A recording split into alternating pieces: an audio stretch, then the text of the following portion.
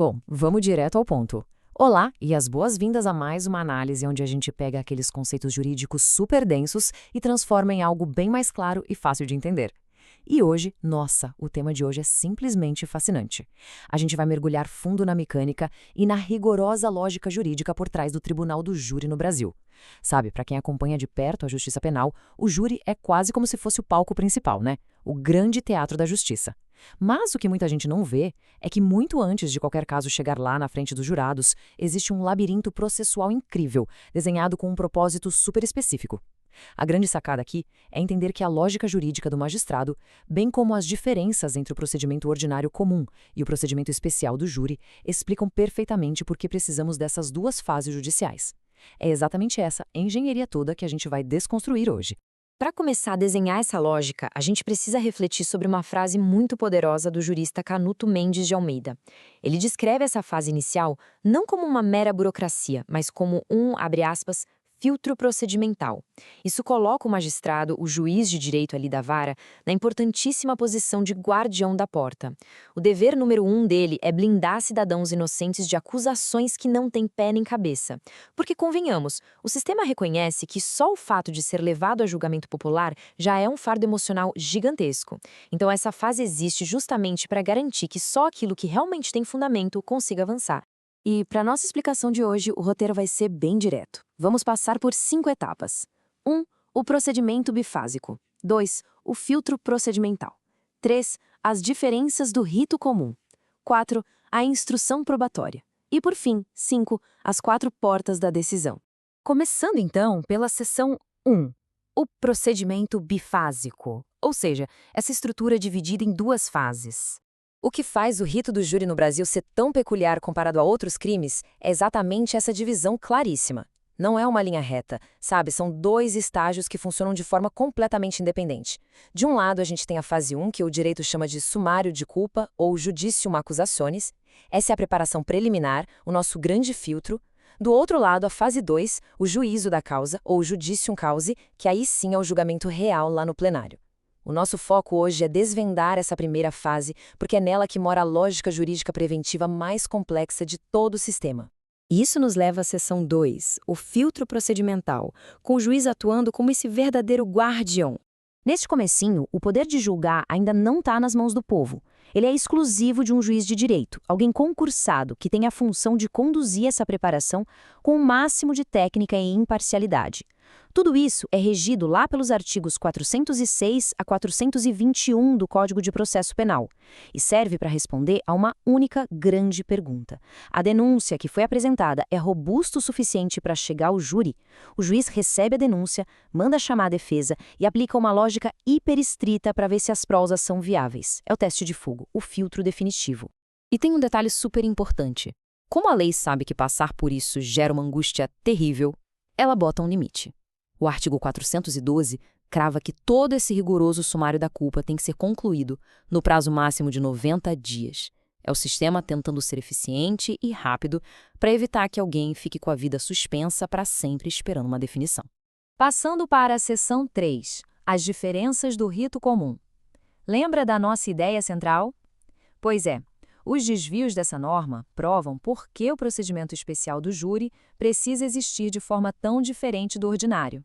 A primeira grande quebra de rotina que a gente nota é na hora de ouvir o Ministério Público. No procedimento do júri, lá no artigo 409, a lei obriga que o Ministério Público seja ouvido logo depois que a defesa apresenta sua resposta inicial.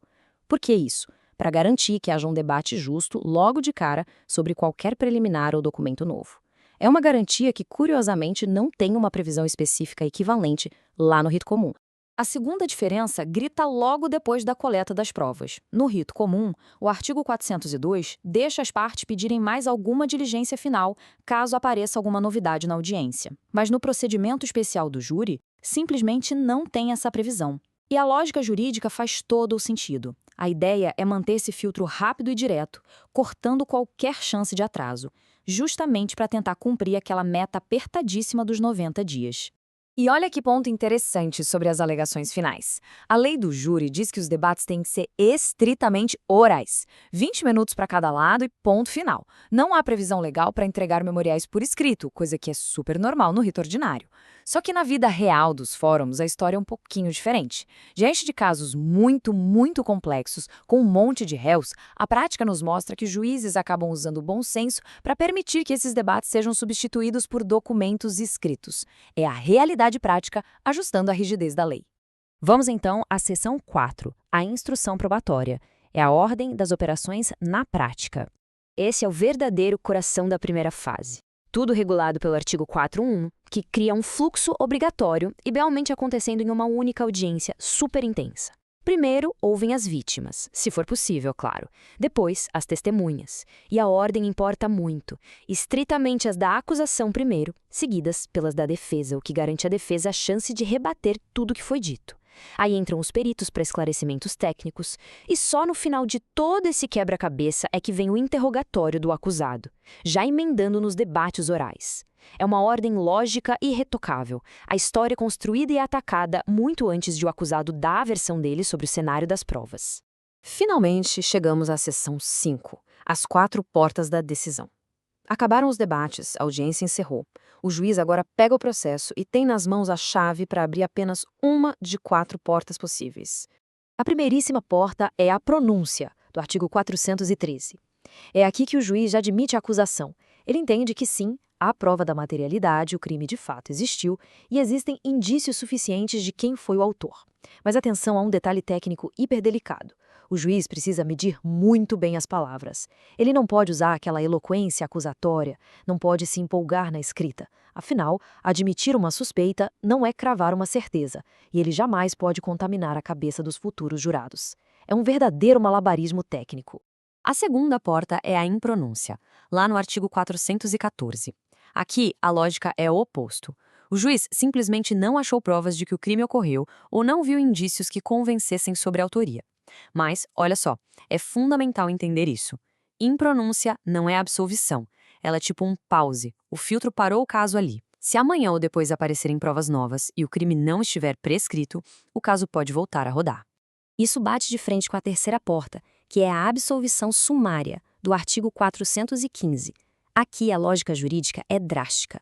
Não basta faltar prova, exige-se a certeza absoluta. A exidência grita que o fato nunca existiu ou que é impossível o réu ser o autor, ou ainda que foi um claro caso de legítima defesa que chamamos de excludente de ilicitude.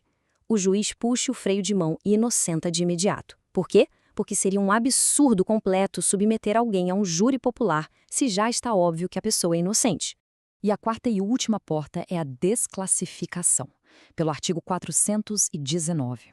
Imagina o seguinte: o juiz olha para tudo e diz, ok, ocorreu um crime, e o réu parece ser o autor, mas esse crime não é para o tribunal do júri. Por exemplo, a prova mostra claramente que não teve a intenção de matar. Foi um acidente. Como o júri só julga crimes dolosos contra a vida, o juiz se declara incompetente para julgar aquilo e despacha o processo para o juiz correto. Simples assim. Para a gente amarrar todas essas ideias na cabeça, é muito útil olhar para o tipo de recurso de cada decisão. É uma divisão super lógica. Para aquelas decisões que matam o processo de vez, que encerram aquela fase como a impronúncia e a absolvição sumária, o recurso que você usa é a apelação. Agora, para aquelas decisões mais de trânsito, que só empurram o caso para frente ou para o lado, como a pronúncia e a desclassificação, a lei manda usar o recurso em sentido estrito, o nosso famoso rese. Toda essa estrutura de 2 fases que a gente analisou, todo esse filtro minucioso, nada disso existe à toa. E isso nos deixa com uma reflexão super profunda para encerrar nossa análise. Como é que uma sociedade pode garantir que a justiça seja feita pelas mãos do próprio povo, sem ao mesmo tempo jogar seus cidadãos no trauma de julgamentos sem pé nem cabeça? A resposta morava o tempo todo no papel cirúrgico desse filtro procedimental e na brilhante lógica jurídica dessa primeira fase. Foi excelente mergulhar nesse tema com vocês hoje. Continuem explorando, continuem questionando e até a nossa próxima análise estrutural.